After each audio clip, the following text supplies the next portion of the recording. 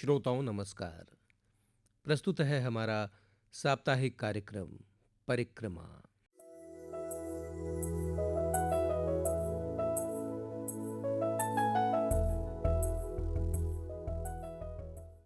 श्रोताओं, जैसा कि आप जानते हैं, इस कार्यक्रम परिक्रमा में हम सप्ताह भर में नगर में हुए कुछ विशेष कार्यक्रमों की झलकियां लेकर के आपके समक्ष उपस्थित होते हैं। इसी क्रम में आज के परिक्रमा में शामिल है आराधना महोत्सव की कुछ झलकियां, जो कि अलोपी बाग स्थित स्वामी वासुदेवानंद सरस्वती जी के आश्रम में चल रहा था।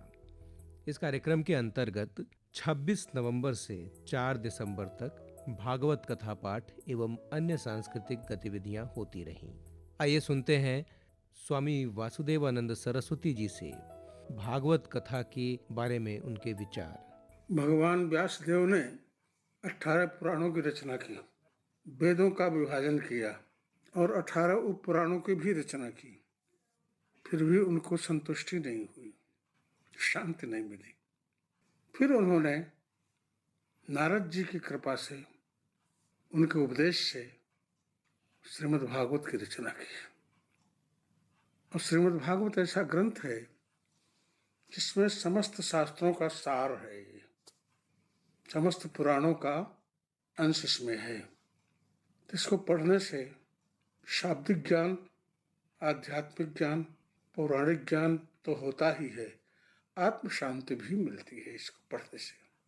लेकिन इसका नियम से पाठ करें तो जो वर्तमान में प्रसिद्धि है उसके अनुसार मुख्य वक्ता तो भगवान सुखदेव हैं और परीक्षित श्रोता है। इन दोनों को माध्यम बना करके सारा समाज सुनता है, चलता है।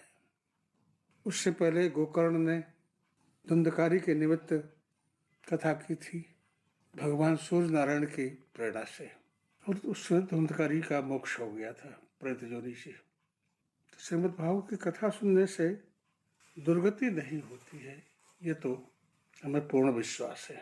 और पाठ करें तो फिर क्या बात है, बहुत लाभ होगा। सभी अवतारों की चर्चा इसमें है, उन सबके कार्यों की चर्चा है, और अंत में श्री कृष्ण का चरित्र है और उनका उपदेश भी है।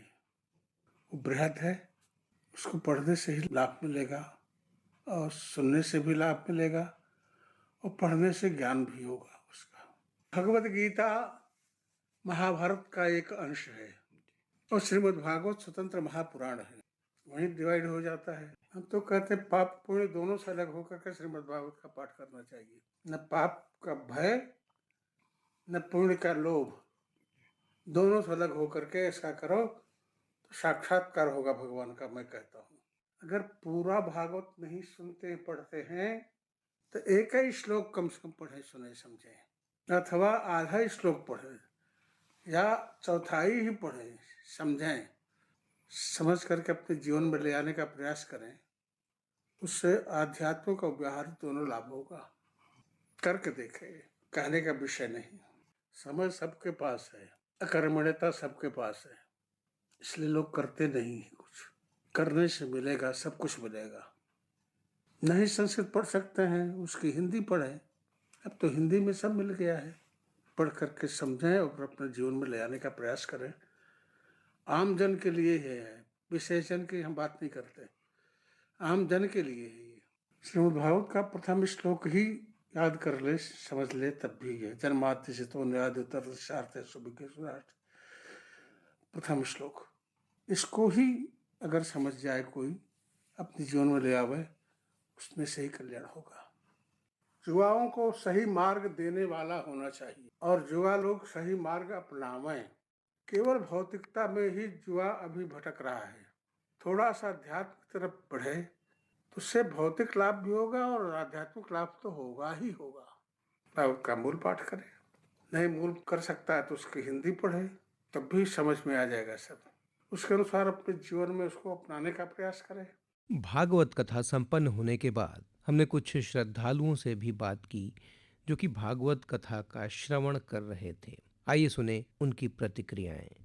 पहली बात तो हम गुरुदेव की कृपा से भागवत कथा सुनने का सौभाग्य हम लोगों को प्राप्त हुआ है और हम लोगों को बहुत मानसिक शांति मिलती है इससे, एकाग्रता आती है हमारे जीवन में और इससे हम लोगों को बहुत लाभ होता है। इससे हम लोगों को धार्मिक भी लाभ होता है और हम लोगों का मन एकाग्र रहता है, तो दिनचर्या एकदम सही रहती है हम लोगों की। भागवत पुराण सुनने से एकाग्रता आती है और मन विचलित नहीं रहता, बहुत शांत रहता है। ऐसा लगता है कि भागवत कथा जितनी भी मिल जाए सुनने को, एक क्षण, आधा क्षण, कुछ भी मिल जाए, उससे बहुत शांति मिलती है मन को और अच्छा महसूस होता है। सुबह रामचरितमानस का पाठ होता है, वो बहुत अच्छा लगता है। फिर कथा 2 बजे से होती है, यज्ञ चल रहा है, शाम को भगवान शिव का रुद्राभिषेक होता है, बहुत अच्छा अनुभूति होती है।